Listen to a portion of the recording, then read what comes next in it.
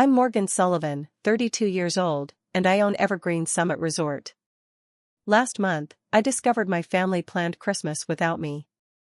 5 years of working myself to exhaustion building this resort, and they still saw me as just the workaholic daughter who would bail on plans.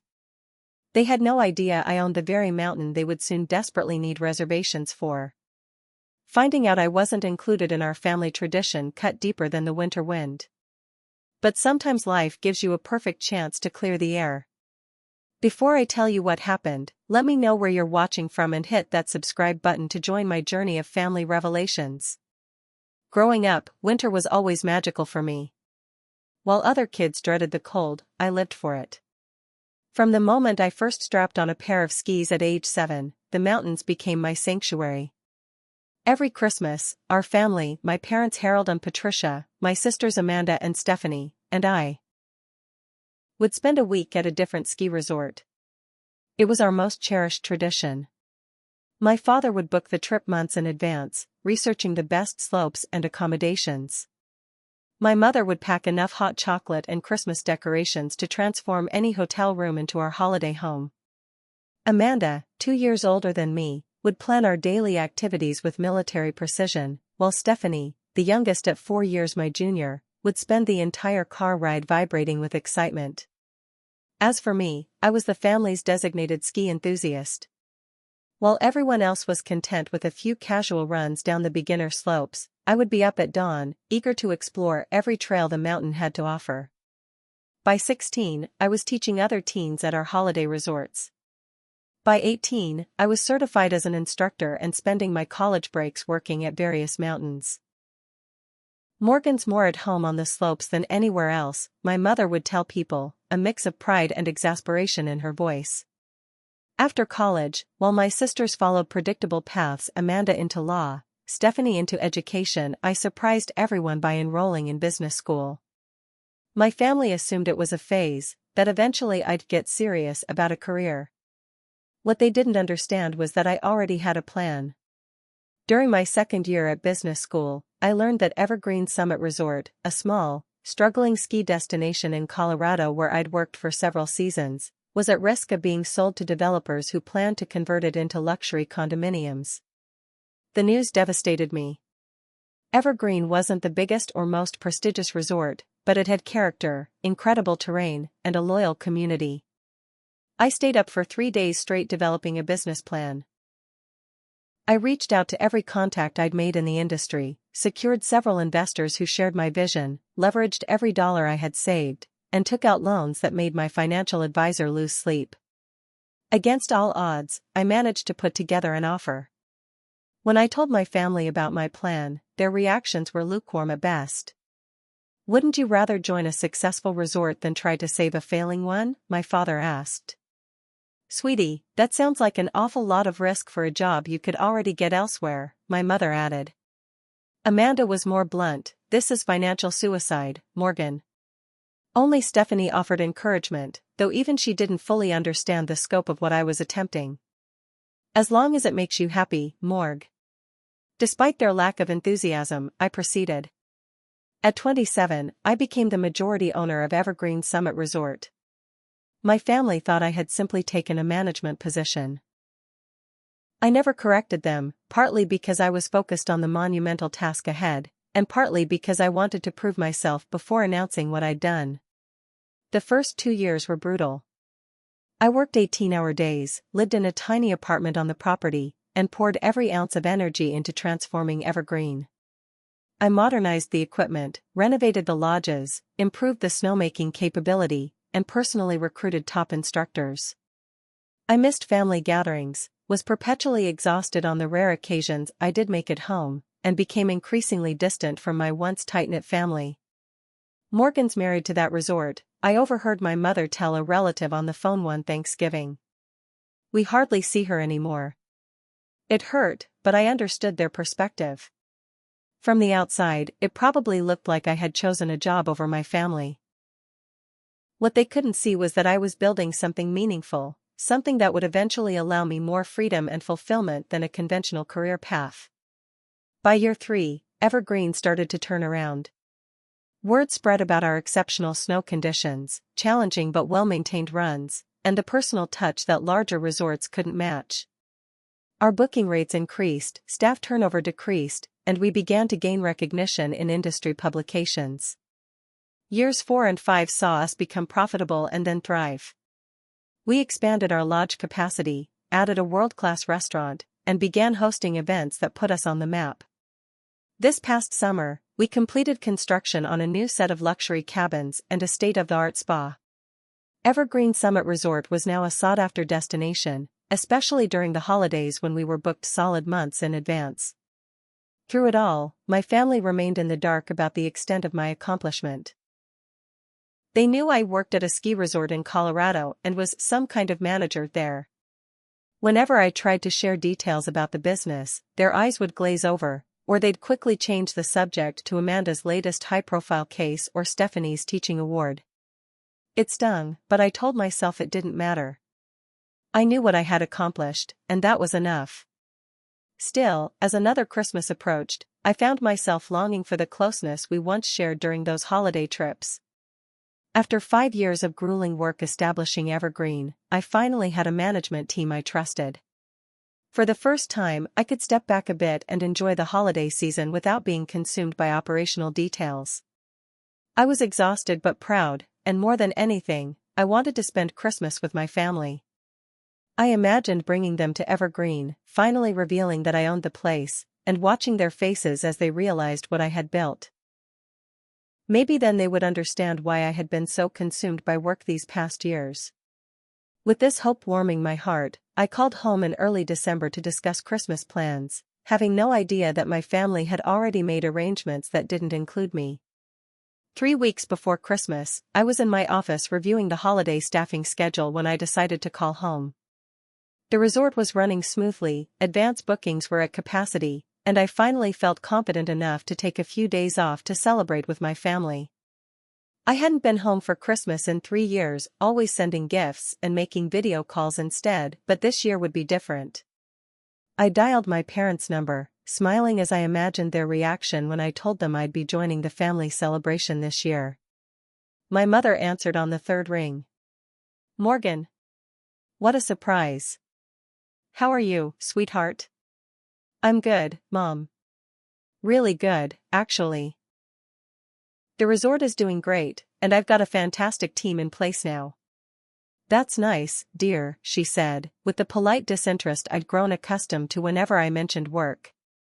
"So, I wanted to talk about Christmas," I continued, undeterred. "I can actually get away this year. I was thinking." The sound of another phone line clicking on interrupted me. My mother's voice became muffled as she spoke to someone else. "Patricia? Are you there? I wanted to confirm our reservations at Blue Mountain Lodge for Christmas. They sent me an email asking about room preferences." My father's voice. My stomach dropped as I listened silently. "Yes, Harold, I'm here," my mother replied, apparently unaware that I was still on the line. "I told them we needed 3 rooms, 1 for us, 1 for Amanda and David, and 1 for Stephanie. They said they'd put us all on the same floor." "Perfect," my father said. "Should be a wonderful Christmas. Much better than last year's disaster at Pine Valley." I sat frozen, my mind racing.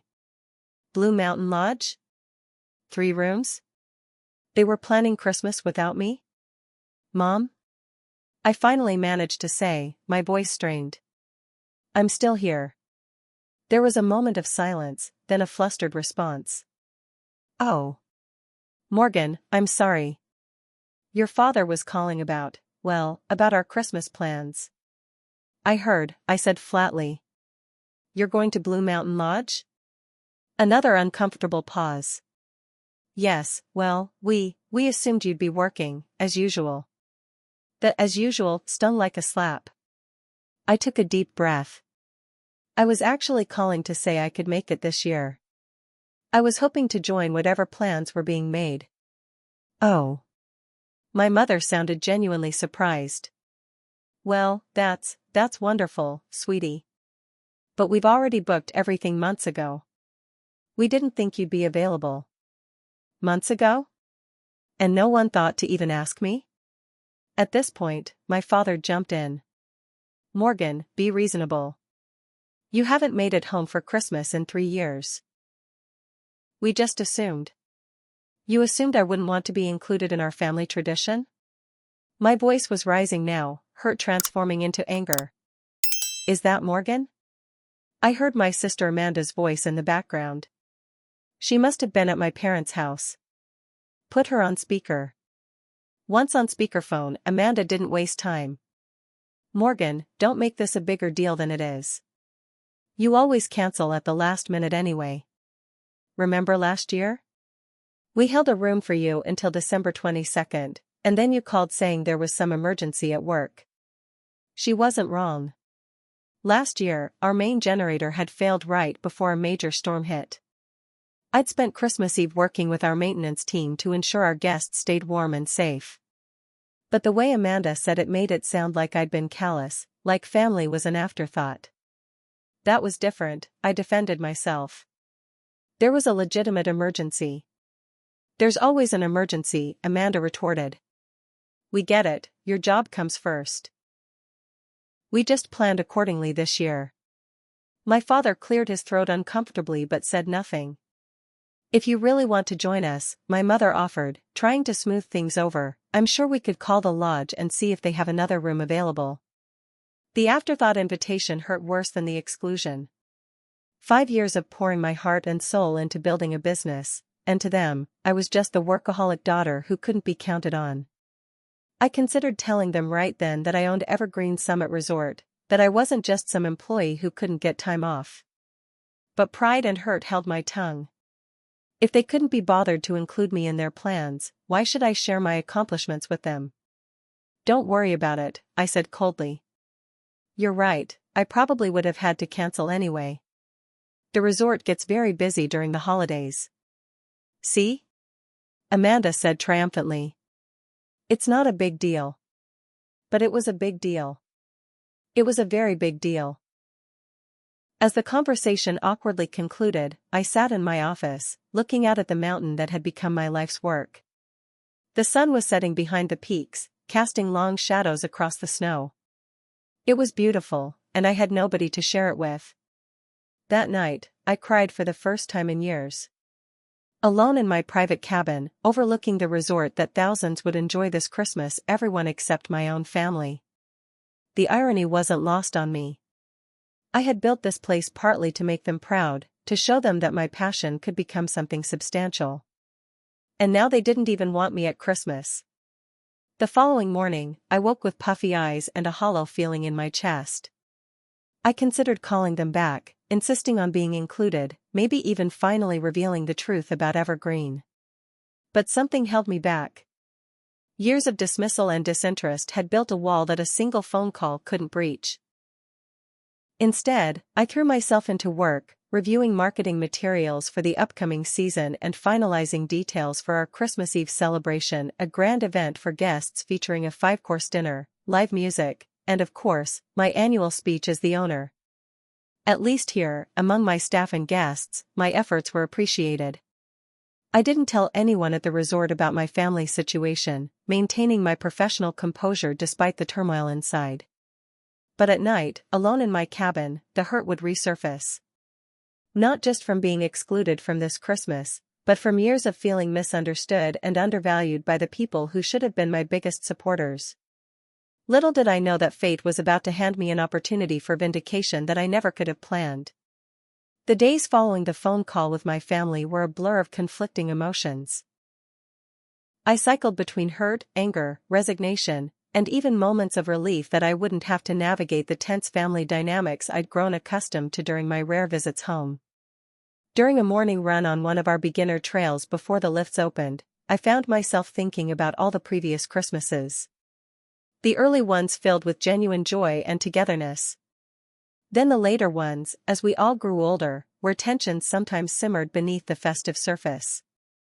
I remembered the Christmas 5 years ago, right after I'd purchased Evergreen, when I spent most of the holiday on my laptop and phone, putting out fires at the resort. "You're not even present, Morgan," Amanda had snapped when I missed the family gift exchange because I was on an emergency call with our head of maintenance.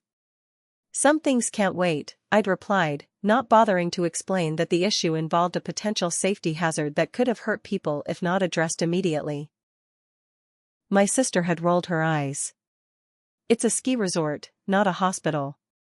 Nobody's life depends on you being available 24/7. That comment had stung more than she knew. While it was true that I wasn't saving lives, I was responsible for the livelihoods of over 100 employees and the safety of thousands of guests. But I'd never found a way to make my family understand that. Back in my office after my run, I called my best friend Taylor, who managed our food and beverage operations. Taylor had been with me since day one, believing in my vision when few others did. "They did what?" Taylor exclaimed when I explained the situation. "They didn't even ask if you wanted to join?" "Nope," I said, trying to sound more casual than I felt. "Apparently, I'm too unreliable to be included in family Christmas plans." "That's ridiculous," Taylor said. "After everything you've built here, after how hard you've worked to finally get to a place where you could take time off. I'm furious for you, Morgan." I sighed, swiveling in my chair to look out at the mountain. "The thing is, they don't know what I built here. They think I just work at a ski resort. They have no idea I own it. Maybe it's time to tell them?" I considered this. Maybe. But not over the phone. And honestly, part of me doesn't want to tell them at all. Why should I have to prove my worth with business success? "You shouldn't," Taylor agreed. "But it might help them understand why your work has been so important to you." "Maybe," I said again, unconvinced. "You know what you should do?" Taylor said, her voice taking on the tone she used when hatching one of her schemes. "You should join them anyway. Just show up at Blue Mountain Lodge and surprise them. Then tell them about Evergreen." I laughed for the first time in days. "Can you imagine their faces?" "It would be priceless," Taylor agreed. "Seriously, Morgan, don't let them exclude you from Christmas. This is the first year you've actually had the freedom to enjoy the holidays. You deserve to spend it with family." Despite Taylor's encouragement, I couldn't bring myself to force my way into plans that hadn't included me from the start. The hurt was still too fresh, the rejection too painful. Instead, I immersed myself in preparations for Evergreen's holiday season, attending to details I would normally delegate to my capable staff. It was during a review of our booking system 3 days later that I noticed something interesting. Out of curiosity, I had searched for information about Blue Mountain Lodge, our competitor located about 40 miles from Evergreen. A news alert caught my eye: Blue Mountain Lodge suffers major water damage after pipe burst, partial closure expected through January. I clicked on the article, reading with increasing interest. A major pipe had burst on the 3rd floor of Blue Mountain's main building, causing significant water damage to multiple floors. The resort was canceling reservations for the affected rooms, including all bookings for the Christmas week. My first thought was sympathy for the management team at Blue Mountain. I knew all too well how devastating such an operational crisis could be. My second thought was the realization that my family's Christmas plans were about to fall apart. With growing curiosity, I checked the availability of other resorts in the area for Christmas week. As expected, everywhere was fully booked. December in Colorado ski country operated at maximum capacity, with reservations often made up to a year in advance. The only resort with any availability for Christmas week was Evergreen Summit, and that was only because I always kept a few rooms in reserve for emergencies or VIPs. A plan began to form in my mind. Not out of malice, but from a desire for recognition that I'd long suppressed. My family would soon be desperately searching for new Christmas accommodations. They would discover that Evergreen Summit Resort was their only option.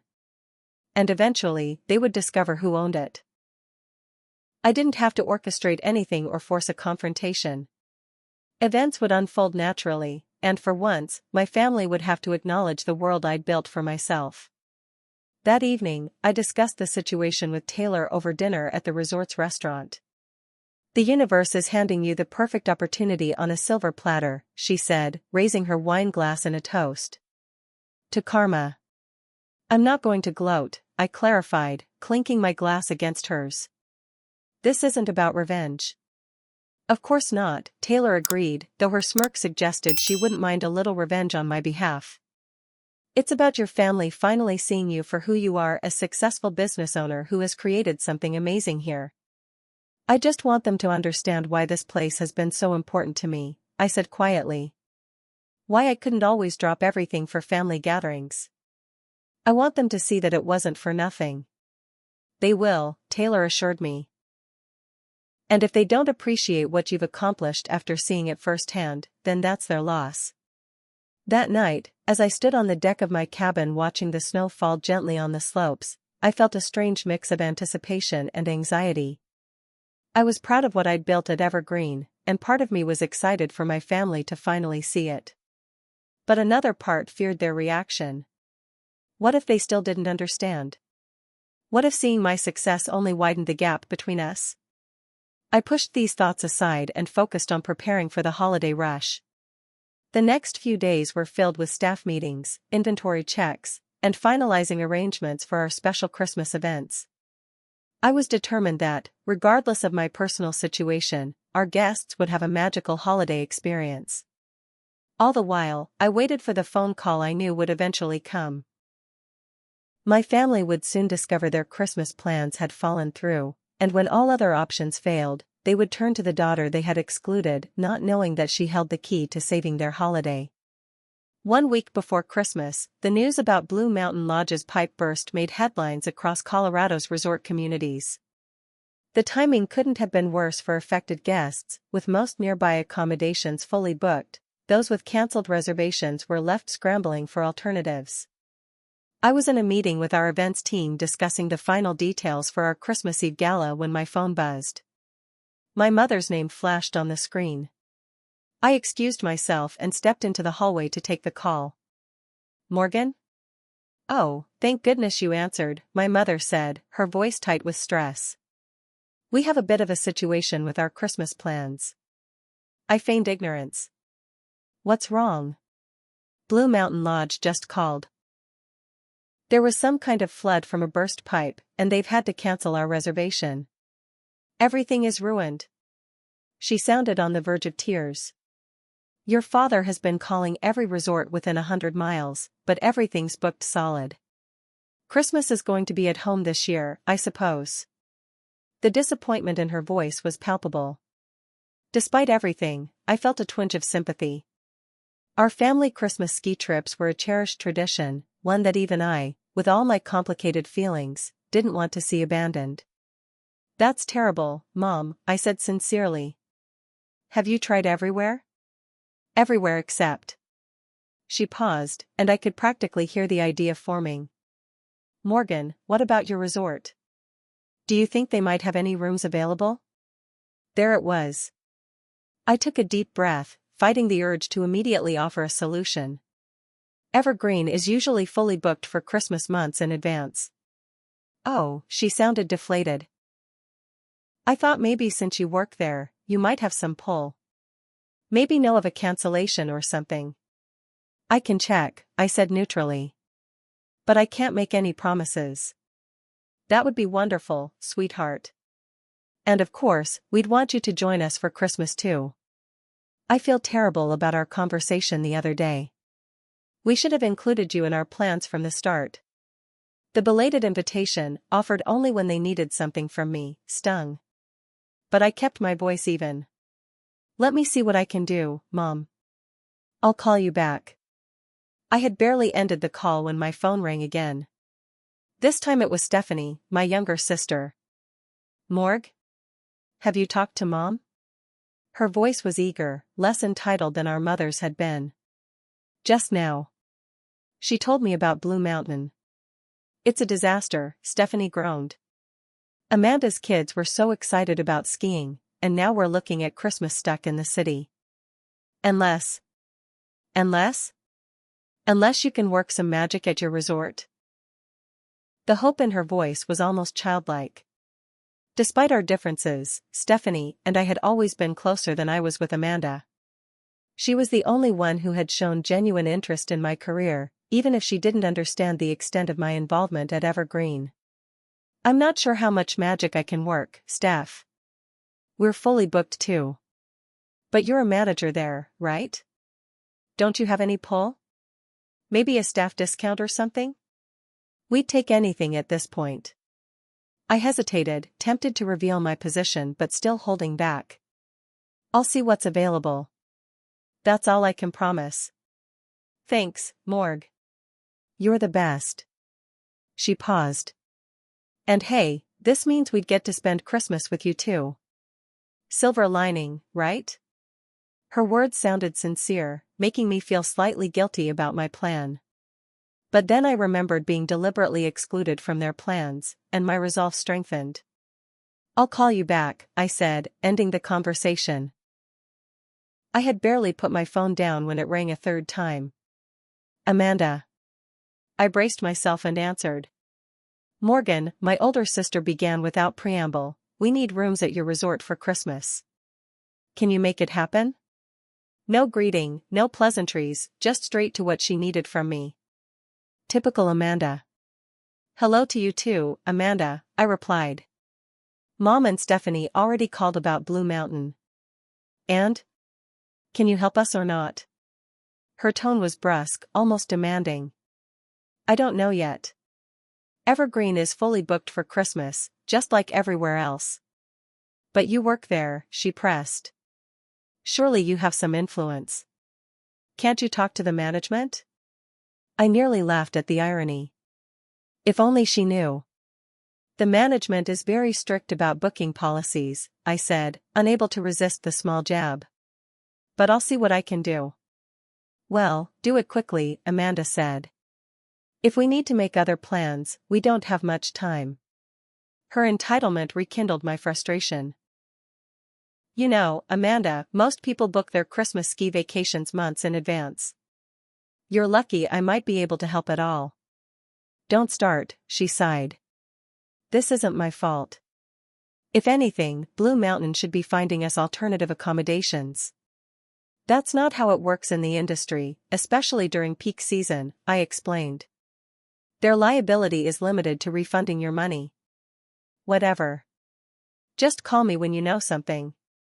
She hung up without saying goodbye. I stood in the hallway, phone in hand, emotions swirling. Part of me wanted to immediately call them all back and say I could miraculously secure them the presidential suite at a staff discount. Another part wanted to tell them nothing was available and let them deal with a home Christmas for once. I was still contemplating my next move when my phone rang one final time. My father. I answered, curious about his approach. Morgan? His voice was different from the others, quieter, almost hesitant. Do you have a moment? I'm at work, Dad, but yes. I wanted to apologize, he said, surprising me. About Christmas. We should have included you from the beginning. It was thoughtless not to. His unexpected contrition caught me off guard. Thank you for saying that. Your mother mentioned she asked about rooms at your resort, he continued. I want you to know that we don't expect special treatment. If it's not possible, we understand. The sincerity in his voice weakened my resolve slightly. I appreciate that, Dad. But if by some chance you can help, he added, it would mean having Christmas together as a complete family for the first time in years. I've missed that, Morgan. We all have. His words hit home in a way the others hadn't. Despite everything, I missed it too. I'll see what I can do, I said, my voice softer than it had been with the others. I'll let you know soon. After ending the call, I returned to my office and sat at my desk, looking out at the mountain. The slopes were busy with holiday skiers, the lifts carrying excited guests up to experience the perfect powder conditions we were known for. Evergreen was thriving, exactly as I had envisioned when I took the risk to purchase it 5 years ago. Now my family wanted to experience it too, though they had no idea of its significance in my life. They would be coming as guests to the world I had built, still blind to my accomplishment. The thought filled me with a complex mix of anticipation and apprehension. I picked up my office phone and called our reservations manager. "Melissa, do we still have that emergency suite available for Christmas week?" I asked. "Yes, Miss Sullivan. We've had a few desperate calls about it, but as per your instructions, we've kept it open." "Good. I'd like to book it under the staff friends and family rate. Last name Sullivan, party of..." I did a quick mental count. 7, I believe. 2 seniors, 3 adults, and 2 children. Of course. Shall I list you as the primary contact? I thought for a moment. No. Put it under Harold Sullivan. And Melissa? Don't mention my connection when they check in. Just treat them like any other guests. Understood, Miss Sullivan. There was a hint of curiosity in her voice, but she was too professional to ask questions. After completing the booking, I called my father back with the news. "I've managed to find you the last available suite at Evergreen," I told him. "It's actually a family suite with connecting rooms, so there should be enough space for everyone." "Morgan, that's wonderful." The relief in his voice was palpable. "What do we owe you?" "I'm sure it's expensive at such short notice." "I got it at my employee discount," I said, downplaying both the exclusivity of the accommodation and my role in securing it. "Just enjoy Christmas. And we'll finally get to spend it together." "We will," he agreed warmly. "And Morgan? Thank you. This means a lot to all of us." As I ended the call, I wondered if his gratitude would remain when he discovered the truth. In just 1 week, my family would arrive at Evergreen Summit Resort, unaware that their Christmas was about to be very different from what they expected. The week before Christmas flew by in a flurry of activity. Evergreen Summit was operating at full capacity, with every detail requiring my attention despite my capable management team.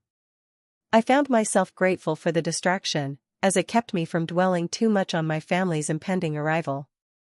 On December 22nd, I met with my executive staff to discuss the special considerations for the coming days. "As you know, my family will be arriving tomorrow," I explained to the small group gathered in the conference room. "They're booked into the Alpine suite under the name Sullivan." Taylor, who knew the full story, raised an eyebrow. "And they still have no idea you own the place?" "None," I confirmed. "As far as they know, I'm some kind of middle manager here." "So what's the plan?" asked Marcus, our operations director. "Should we treat them as VIPs? Give them the owner's family treatment?" I shook my head. "I want them treated exactly like our other valued guests. No special attention, no upgrades, no comps. Just our standard excellent service." "And when they inevitably ask about you?" Melissa from reservations inquired. "Tell them I'm around but busy. Direct them to enjoy the resort amenities. I'll reveal myself when the time is right." "This is going to be interesting," Taylor commented with a grin. "I can't wait to see their faces when they finally realize." "It's not about embarrassing them," I clarified, though part of me couldn't deny the appeal of that moment of revelation. "It's about them finally understanding what I've been building all these years." After the meeting, Taylor stayed behind. "Are you sure you want to play it this way? Wouldn't it be easier to just tell them when they arrive?" I considered her question as I looked out the conference room windows at the snow-covered slopes. I've spent 5 years trying to tell them about my work, my passion. They never listened. Maybe seeing is the only way they'll truly understand. Taylor nodded, squeezing my shoulder supportively. "Well, I've got your back, whatever happens. And if you need a refuge from family drama, my door is always open." "Thanks," I smiled gratefully. "I might take you up on that." The next day, I found myself unusually nervous as check-in time approached. I had arranged to be in meetings away from the front desk when my family was scheduled to arrive, but I couldn't resist watching their check-in via our security monitors. From my office, I observed as my parents pulled up to the resort entrance. The valet greeted them warmly, unloading their luggage while my father handed over the keys to their SUV. My mother looked around appreciatively at the grand entrance, with its soaring timber beams and stone fireplace currently adorned with tasteful Christmas decorations. Minutes later, Amanda arrived with her husband David and their 2 children. Stephanie pulled in shortly after, completing the family party. They congregated in the lobby, clearly impressed by the elegant yet cozy mountain lodge aesthetic I had carefully cultivated during our renovations. With the volume turned up on my monitor, I could hear snippets of their conversation. "This place is gorgeous," Stephanie was saying, turning in a circle to take in the lobby's vaulted ceiling and the massive windows showcasing the mountain views. "Much nicer than Blue Mountain from the looks of it," my father agreed, approaching the check-in desk where Melissa was waiting with a professional smile. "Welcome to Evergreen Summit Resort, Mr. Sullivan," she greeted him. "We have your family suite ready. It's one of our finest accommodations." "Thank you," my father replied. "My daughter Morgan Sullivan works here." "Is she around?" "Miss Sullivan is in meetings at the moment," Melissa responded smoothly, just as we had rehearsed. "But she's left instructions for your family to be well taken care of. I'm sure you'll see her during your stay." "That's our Morgan," I heard my mother say to Amanda. "Always working, even at Christmas." The comment stung, but I pushed the feeling aside as I watched Melissa hand over their key cards and explain the resort amenities. A bellhop appeared to escort them to their suite, and soon they disappeared from the lobby view. I switched the monitor to the camera outside the Alpine suite, watching as my family entered their accommodation. The Alpine suite was one of our premium offerings, a spacious 3-bedroom arrangement with a large central living area, a fireplace, floor-to-ceiling windows with mountain views, and a private hot tub on the balcony. It was normally reserved for celebrities or wealthy regulars, far beyond what my family would have booked on their own. I had taken the liberty of adding a few personal touches to their suite. A welcome basket with my mother's favorite chocolates, a selection of wines my father preferred, and some specialty hot cocoa for Stephanie, who had loved it since childhood. I'd also arranged for a small Christmas tree to be set up and decorated in the living area, with space underneath for the presents they would have brought. As they explored the suite, their expressions of surprise and delight gave me a warm feeling. Whatever tension existed between us, I wanted their Christmas to be special. "This is incredible," I heard Stephanie exclaim as she discovered the hot tub. "Morgan must have some serious pull here to get us this place." "I had no idea her job was at such a high-end resort," my mother commented, examining the luxurious furnishings. "She's never really explained exactly what she does here." "Probably just got lucky with a cancellation," Amanda suggested, ever reluctant to give me too much credit. "But I have to admit, this place is impressive." I switched off the monitor, having seen enough. They were settled in and clearly pleased with their accommodations. Phase 1 of my unintentional revelation plan was complete. Now I just needed to decide how and when to make my appearance.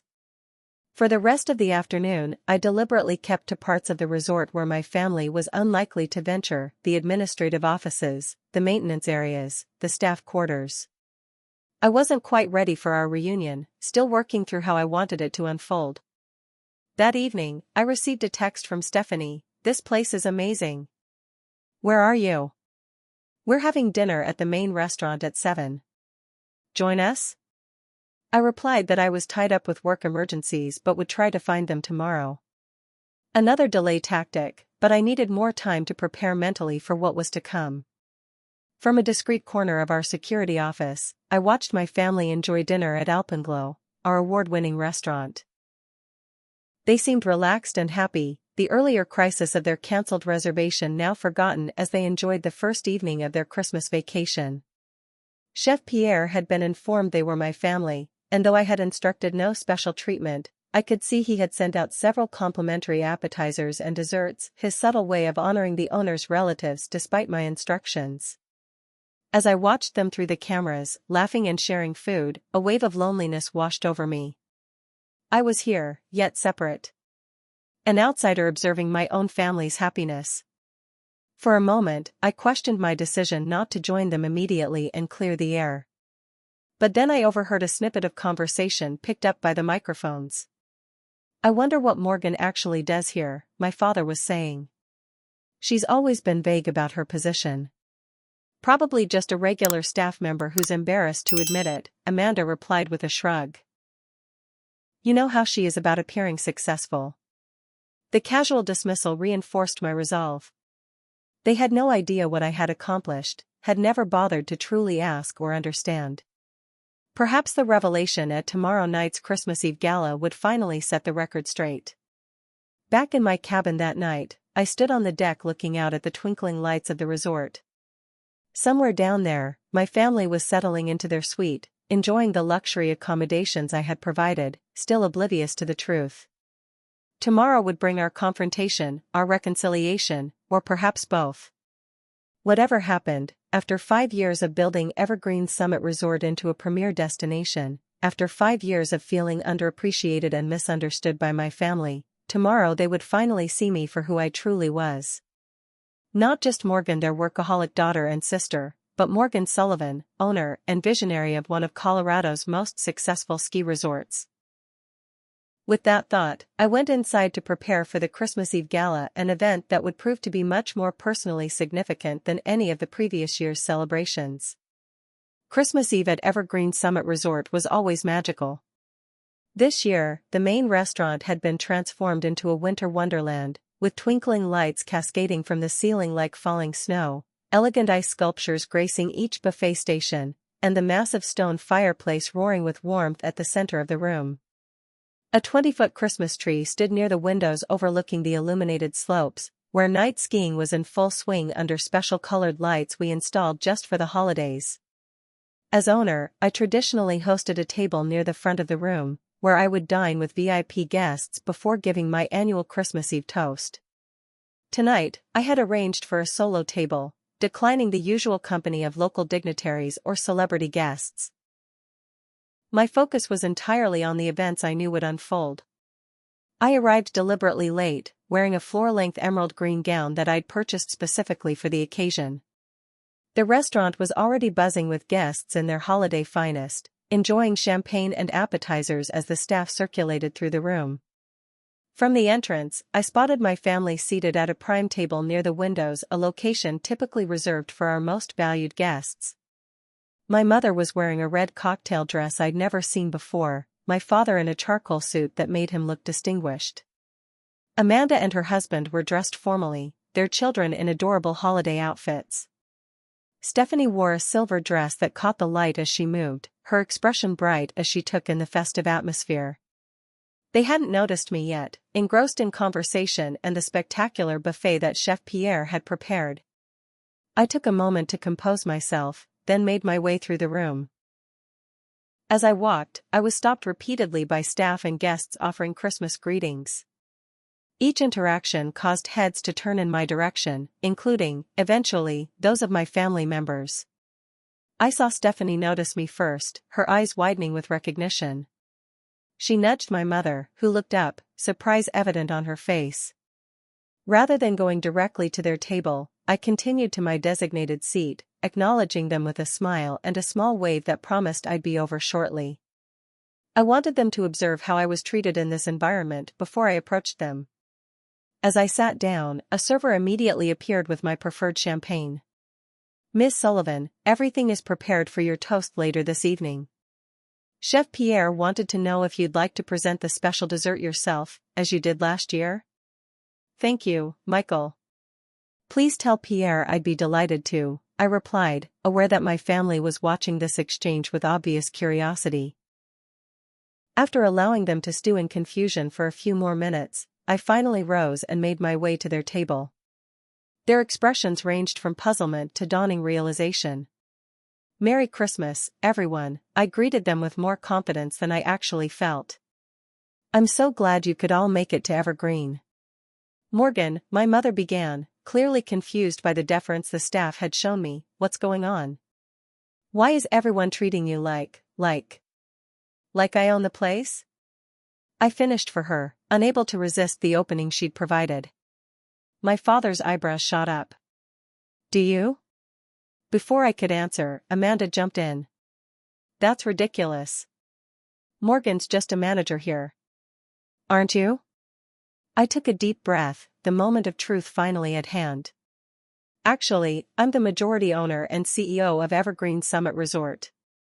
Have been for 5 years now. The stunned silence that followed was exactly as I had imagined it would be. My mother's mouth literally dropped open. My father blinked rapidly, as if trying to process this information. Amanda looked like she'd been slapped. Only Stephanie seemed more intrigued than shocked. You own this entire resort?" my mother finally managed to ask. "I do," I confirmed. "I purchased it when it was struggling, about to be sold to developers. That's why I went to business school. I had a plan all along." "But why didn't you tell us?" my father asked, his voice a mixture of confusion and what sounded like hurt. "I tried," I said simply. "Many times. But whenever I talked about work, eyes would glaze over, or the subject would change to Amanda's law practice or Stephanie's teaching position. After a while, I just stopped trying." Amanda, ever the attorney, looked skeptical. "If you really own this place, why did you let us think you were just an employee all these years?" "At first, I was too busy trying to save a failing business to worry about correcting misconceptions," I explained. "Then, when success came, I guess I was waiting for someone to actually ask about my career with genuine interest. No one ever did." The uncomfortable silence that followed told me my words had hit home. "Is that why you got us this amazing suite?" Stephanie asked, breaking the tension. "Because you're actually the boss?" I smiled at her. "The Alpine suite is normally reserved for VIPs. I figured my family qualified." Just then, Marcus approached our table, an apologetic expression on his face. "I'm sorry to interrupt, Miss Sullivan, but we're ready for your annual address whenever you are." My family's eyes widened further at this additional confirmation of my position.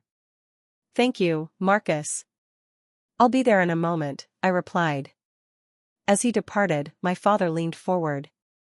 "Annual address?" "It's tradition for me to give a Christmas Eve toast," I explained. "I should probably go do that now. We can continue this conversation after." As I stood, my mother caught my hand. "Morgan, We had no idea."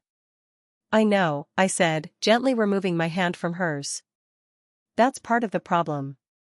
Walking to the small stage at the front of the restaurant, I felt dozens of eyes on me, but none more significant than those of my family. For 5 years, I had longed for them to really see me, and appreciate what I had built. Now that moment had arrived, though not as I had originally envisioned it.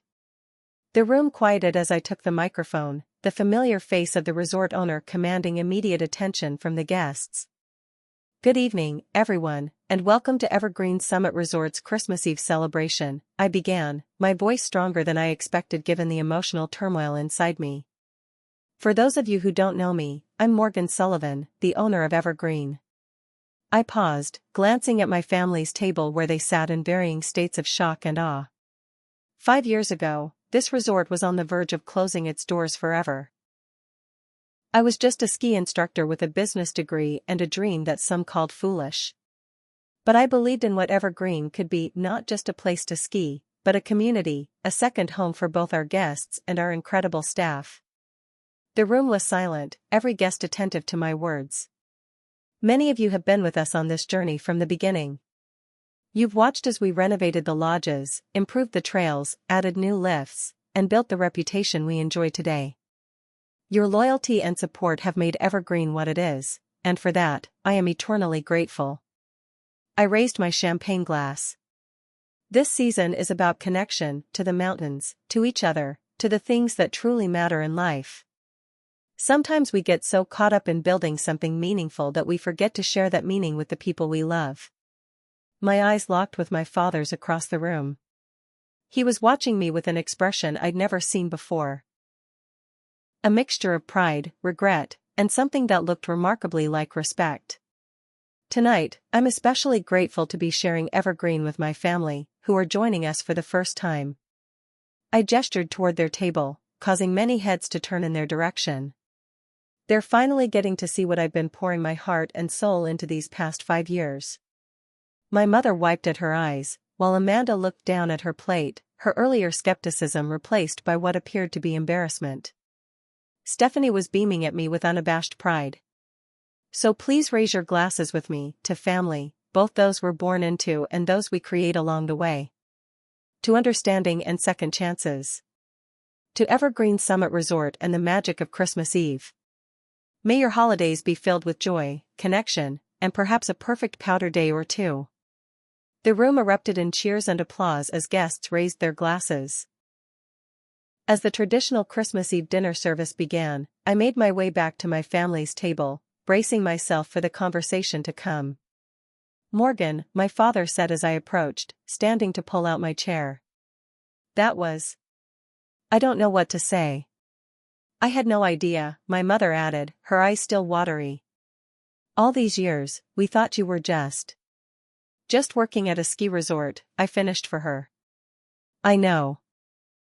This place is incredible," Stephanie gushed, genuine excitement in her voice. "And you built it.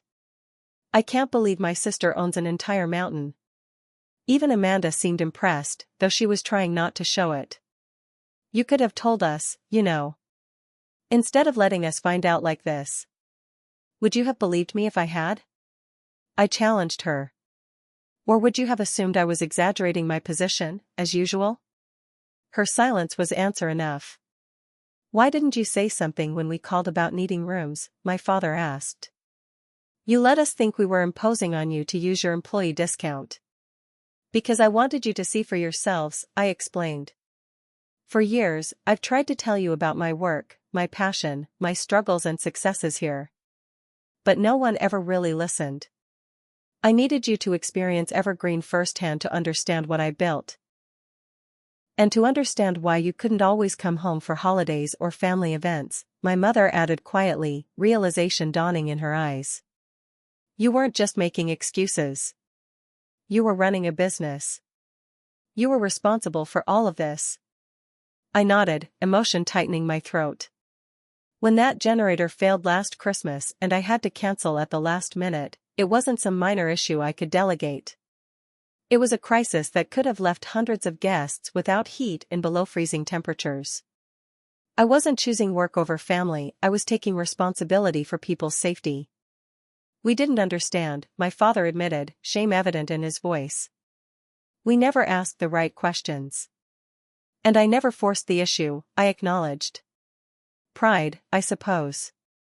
I wanted you to be interested enough to ask." "Well, we're asking now," Stephanie said eagerly. "I want to know everything. How did you do it? How did you afford to buy a whole resort at 27? For the next hour, as we enjoyed the Christmas Eve dinner, I finally told my family the full story of Evergreen Summit Resort, the risky purchase, the grueling early years, the gradual turnaround, and the eventual success. They listened with an attention they had never before given to my career, asking questions and expressing amazement at each new detail. "I can't believe you took such a risk," my father said, genuine admiration in his voice. "That took incredible courage, Morgan." "And business savvy," Amanda added, professional respect evident in her tone for perhaps the first time. "I'm just sorry we excluded you from Christmas," my mother said, reaching across the table to squeeze my hand. "If we had known." "It's not about what I've accomplished," I interrupted gently. "It's about being seen and valued regardless of achievement. I don't want your respect because I own a successful business. I want it because I'm your daughter and sister." The truth of my words hung in the air between us, creating a moment of uncomfortable but necessary reflection. "You're right," my father finally said. "And that's on us. We should have done better." As the evening progressed, the initial shock and awkwardness gradually gave way to a new dynamic. For the first time in years, perhaps ever, my family was seeing me clearly, not as the ski bum who never settled down, not as the workaholic who prioritized career over family, but as Morgan Sullivan, a woman who had followed her passion, taken enormous risks, and built something meaningful. And I was seeing them too, their pride, their regret, their willingness to acknowledge their misconceptions. It wasn't a perfect reconciliation, and years of misunderstanding couldn't be erased in a single evening. But it was a beginning, a foundation we could build upon. As we finished dessert, I invited them to join me for a private tour of the resort. "I want to show you everything," I said, feeling a newfound eagerness to share my world with them. The parts most guests never see. And as we left the restaurant together, a family finally starting to reconnect, I caught Taylor's eye across the room. She raised her glass in a silent toast, a gesture that said everything. "You did it. They see you now. Merry Christmas, boss." Christmas morning dawned clear and bright, the fresh overnight snow glistening in the early sunlight. I woke early, as was my habit, and stood on the deck of my owner's cabin watching the mountain come to life. The first ski patrol teams were already making their safety rounds, and soon the lifts would start turning for the eager guests who couldn't wait to experience perfect Christmas Day powder conditions. By 7:30, I had showered and dressed casually in jeans and an Evergreen Summit Resort sweater, forest green with a subtle embroidered logo. I had invited my family to join me for breakfast at my cabin, unsure if they would accept after the revelations of the previous night. Part of me still expected them to retreat into old patterns, to somehow diminish what they had learned about my life here. At precisely 8 o'clock, a knock came at my door. I opened it to find all of them standing there, bundled in winter gear, looking slightly uncertain but present nonetheless. "Merry Christmas," my father said, holding out a gift bag. "We hope we're not too early." "Not at all," I replied, stepping back to welcome them inside. "Come in." They entered, eyes widening as they took in my home. The cabin was one of the original structures on the property, but I had renovated it extensively, creating an open-concept living space with vaulted timber ceilings, a massive stone fireplace, and walls of windows showcasing the mountain views. The decor was a blend of rustic and modern. Comfortable leather furniture, handcrafted wooden tables, and carefully selected artwork from local Colorado artists. "Morgan, this is beautiful," my mother said, turning slowly to take it all in. "You've made such a lovely home here." "Thank you," I replied, genuinely touched by her approval. "Coffee's ready, and I've got breakfast warming in the oven. Make yourselves comfortable." As they removed their coats and settled around the large dining table, I noticed a different energy between us, a caution, yes, but also a curiosity that hadn't been present before. They were seeing me in my element, in the world I had created, and it was changing their perception in real time. I served a breakfast of baked French toast, fresh fruit, and local Colorado sausage, a spread prepared by Chef Pierre and delivered earlier that morning. As we ate, the conversation was initially stilted, everyone carefully navigating the new understanding between us. Finally, my father cleared his throat. "Morgan, I owe you an apology." "We all do." I set down my coffee cup, waiting. "For years, we've dismissed your work here," he continued. "We treated it like it was just a job, not a career or a passion. We didn't ask the right questions. We didn't show interest in what was clearly the most important thing in your life. And we excluded you from Christmas," my mother added, her eyes downcast. "Making assumptions instead of simply asking if you could join us." "I was especially harsh," Amanda admitted reluctantly. I think I was jealous, in a way." This surprised me. "Jealous? Of what?" "You're a successful attorney with a beautiful family." "Yes, but I followed the expected path," she explained. "College, law school, marriage, partnership track, kids. Everything by the book, everything safe and planned. You took an enormous risk on something you believed in. You built something from nearly nothing. That takes a courage I'm not sure I have." Her candor was unexpected and touching. For the first time in our adult lives, Amanda was looking at me not with judgment but with something approaching admiration. "I just wanted you to be proud of me," I confessed, voicing the thought that had driven me for years. "To see that my choices, even if they were different from yours, had value." "We are proud," my father said firmly. "More than proud. What you've accomplished here is remarkable. I just wish we had understood it sooner." "I'm not blameless in this," I acknowledged. "I could have been more direct about my role here. But after years of feeling dismissed, I guess I wanted you to be interested enough to ask. Well, we're asking now, Stephanie said, echoing her words from the night before. And we want to know everything, not just about the resort, but about your life here. We've missed so much. That simple statement, "we've missed so much," opened a door between us. For the next 2 hours, as the morning sun climbed higher over the mountains, we talked more openly than we had in years. I shared stories of the early days at Evergreen, the midnight crisis meetings, the near bankruptcy, the first season we turned a profit. They listened attentively, asking questions and expressing genuine interest in the journey I had taken. In turn, they shared updates about their own lives that went deeper than the surface-level information exchanged during our infrequent calls and visits. Amanda spoke about her struggles balancing partnership responsibilities with motherhood. Stephanie confessed her consideration of a career change from teaching to educational administration. My parents talked about their adjustment to semi-retirement and their volunteer work that kept them busier than expected. As the morning progressed, my mother reached for the gift bag they had brought. "We should probably do presents before the day gets away from us." The gift exchange that followed was unlike any we had shared in years. The presents weren't just token items but thoughtful selections that showed genuine consideration. My parents had brought me a beautiful leather-bound journal with my initials embossed on the cover for recording the next chapter of your evergreen journey, my father explained. Amanda and her family gave me a set of vintage ski posters from the 1950s, perfect for the empty wall in my office that I had mentioned during our tour the night before. Stephanie's gift was a handcrafted copper bracelet from a local Colorado artist whose work I had admired but never purchased for myself. For my part, I had arranged special gifts for each of them as well, having anticipated their visit even before knowing how it would unfold. For my parents, I presented a weekend package at Evergreen Spa for their anniversary in February. For Amanda and her family, season passes for the following winter. And for Stephanie, a certificate for private lessons with our best instructor, along with new ski equipment selected by our gear shop manager. "You knew we were coming," my mother said, looking at the carefully chosen gifts.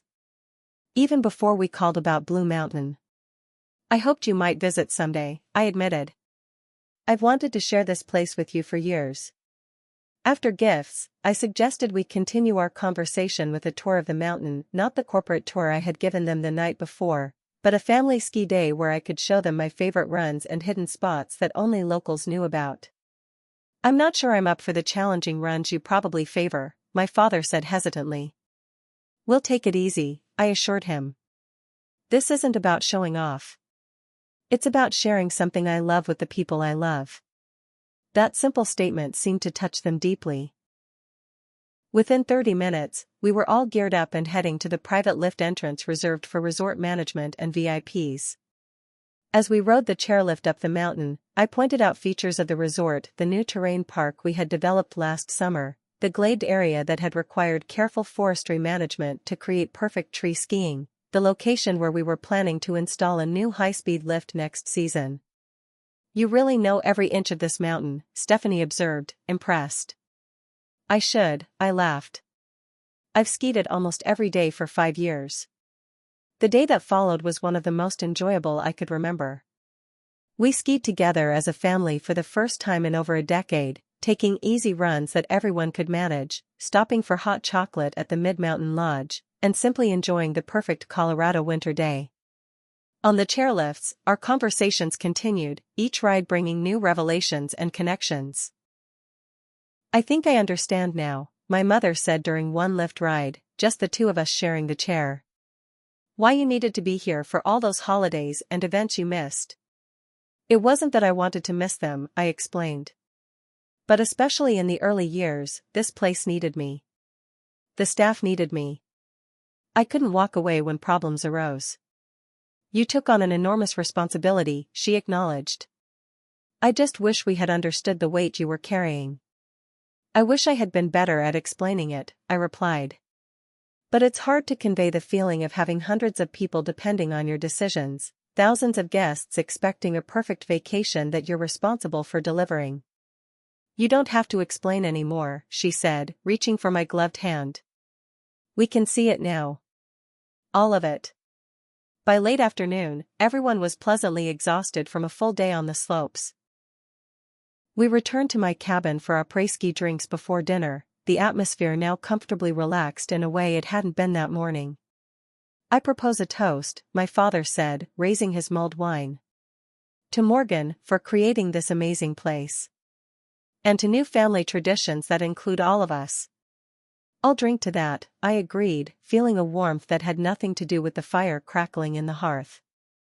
As we clinked glasses, I realized that the success I had achieved with Evergreen Summit Resort, while professionally fulfilling, had been missing a crucial element: the ability to share it with the people who mattered most. For years, I had told myself that their approval and understanding weren't necessary, that the respect of my industry peers and the satisfaction of building something meaningful were enough. But having my family finally see and appreciate what I had created filled a void I had tried to ignore. It wasn't about validation as much as connection. The human need to share our triumphs and struggles with those who have known us longest.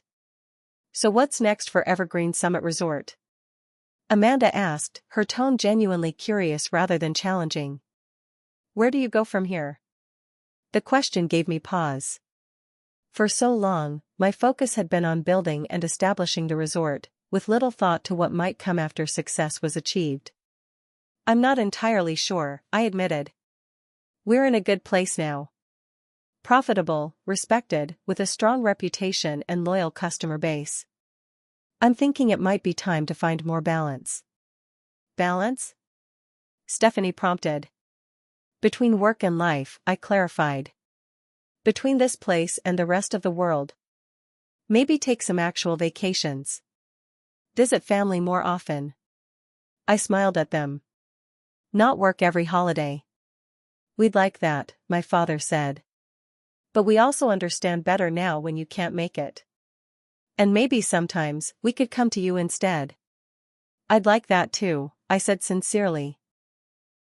As evening fell and we prepared to head to the main lodge for Christmas dinner, I found myself reflecting on the unexpected gift this holiday had brought.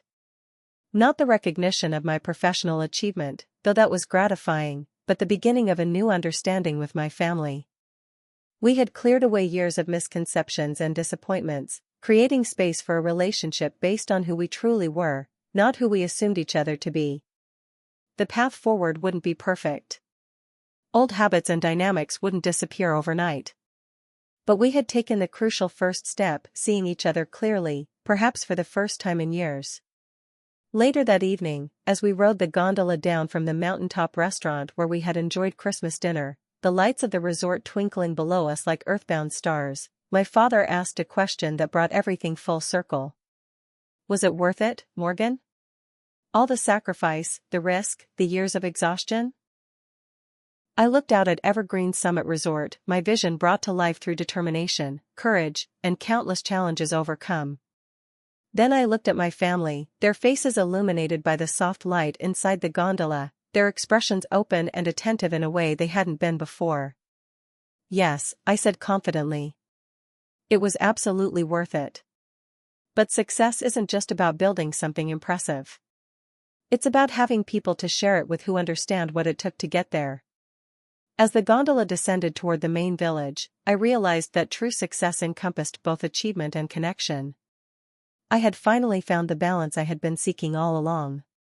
"So tell me," I asked, turning to my family with genuine curiosity, "what has your experience been at Evergreen these past 2 days? As the owner, I'd value your honest feedback."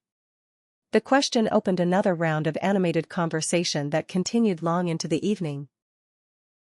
A Christmas that none of us would soon forget, and the beginning of a new chapter for the Sullivan family. Have you ever had a moment when your family finally recognized something important about you that they'd overlooked for years? Or have you been in Morgan's position, building something meaningful while feeling misunderstood by those closest to you? I'd love to hear your stories in the comments below. And if you enjoyed this journey of family reconciliation and personal triumph, please like, subscribe, and share with others who might need this message today. Thank you for spending part of your day with me, and I wish you connections as meaningful as the ones Morgan finally found with her family. See you in the next story.